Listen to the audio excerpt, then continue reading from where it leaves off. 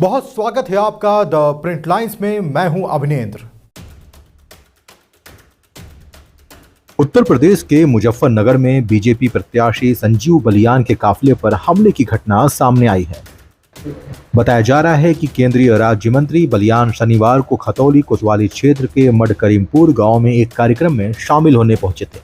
उसी वक्त कुछ लोगों ने काफिले की गाड़ियों पर हमला बोल दिया और तोड़फोड़ शुरू कर दी। बताया जा रहा है कि मडगांव में प्रचार चल रहा था। उसी समय कुछ लोगों द्वारा विरोधी प्रत्याशी के समर्थन में नारे लगाए जाने लगे और बलियान का विरोध किया जाने लगा। देखते ही देखते मामला इतना बढ़ गया कि कुछ लोगों ने गाड़ियों पर हमला बोल दिया। जनसभा के दौरान कुछ असामाजिक तत्वों की ओर से पहले नारेबाजी की गई और फिर कार्यक्रम परिसर के बाहर खड़ी काफिले की कुछ गाड़ियों पर पथराव शुरू कर दिया गया। पथराव में गाड़ियों के शीशे टूट गए। घटना की सूचना मिलने के बाद पुलिस की टीम भी मौके पर पहुंच गई थी। दरअसल कस्बा खतौली में संजीव बलियान के चुनावी कार्यालय का उद्घाटन समारोह था। उद्घाटन समारोह में संजीव बलियान को भी शामिल होना था, लेकिन किसी वजह से वह कार्यक्रम में शामिल नहीं हो पाए।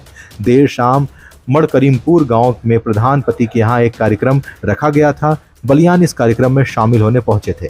कार्यक्रम में पूर्व विधायक विक्रम सैनी का भाषण चल रहा था कि कुछ लोगों ने नारेबाजी शुरू कर दी। देखते ही देखते भीड़ में शामिल कुछ लोगों ने बलियान के काफिले पर पथराव शुरू कर दिया। गाड़ियों पर पथराव होते ही गांव में अफरा तफरी मच गई। इस हमले में कई गाड़ियों के शीशे चकनाचूर हो गए। दूसरी ओर से राज्य मंत्री के समर्थकों ने भी काफिले की गाड़ियों पर पथराव के विरोध में नारेबाजी शुरू कर दी।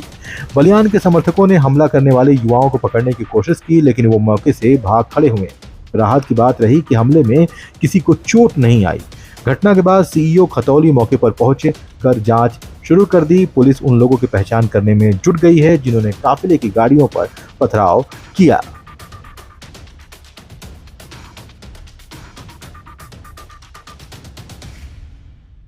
कार्यक्रम तो चलते रहते हैं। पहले से वहाँ कार्यक्रम लगा हुआ था। मडगांव में बड़ा प्यारा गांव है, हमेशा भारतीय जनता पार्टी का समर्थक गांव रहा है। मेरा भी बड़ा स्नेह है उस गांव से। कार्यक्रम लगा था, प्रधान के घर पे कार्यक्रम था। घर पे पहुंचे, मैं तो अंदर चला गया। बस कुछ युवा आए, मास्क लगे हुए थे, ज्यादातर ने चेहरे ढके हुए थे, तो इसलिए कुछ के चेहरे खुले थे, ज्यादातर के चेहरे ढके हुए थे। गाड़ी में तोड़फोड़ शुरू की। वहां तक भी होता तो भी देख सकते थे। उसके बाद जो भारी पथराव छतों से हुआ है, और पथराव भी इंटरलॉक टाइल्स का हुआ है, तो ये तो है ही कि पहले से टाइल्स चढ़ाई गई, पूरी गली में अंधेरा किया गया, तो सब कुछ सुनिश्चित था, ऐसा लगता है। कहीं तो लगी, ये तो राजनीतिक परिवेश अगर देखें तो कितनी निंदनीय घटना है। ये तो जनता तय करेगी। इस तरह की घटनाएं कभी राजनीतिक क्षेत्र में देखी नहीं गई कि इस तरह की प्लानिंग करके इस तरह से हमले हो। जान जा सकती थी, बहुत बच्चों के चोट लगी है, 15-20 गाड़ियां टूट गई हैं, बुरी तरह से क्षतिग्रस्त हैं। और भगवान का शुक्र है किसी सर पे ईंट नहीं लगी। इतनी भारी ईंट होती है, अगर वो सर पर लगती तो निश्चित रूप से जान जाती। तो शुक्रिया है कि किसी की जान नहीं गई। ठीक है, देखिए युवा हैं, इनके पीछे षड्यंत्रकर्ता कोई और है जो पर्दे के पीछे।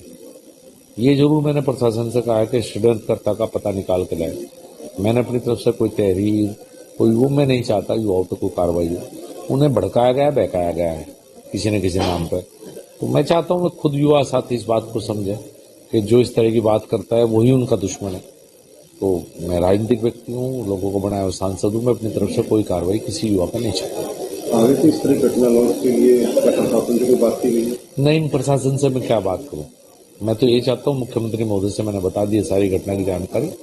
षड्यंत्रकर्ता सामने आ जाए, जनता के सामने आ जाए, जनता के सामने उसका मुकाबला हो जाए कि वो व्यक्ति जो भी है षड्यंत्रकर्ता वो आपराधिक प्रवृत्ति का होगा, उसके अपराध की सोच होगी, ऐसा लगता है। तो ये राजनीतिक मामला है। चुनाव के जस्ट पहले अगर किसी की मौत हो जाती तो शायद ये हिंसा भड़काने की साजिश भी हो सकती है।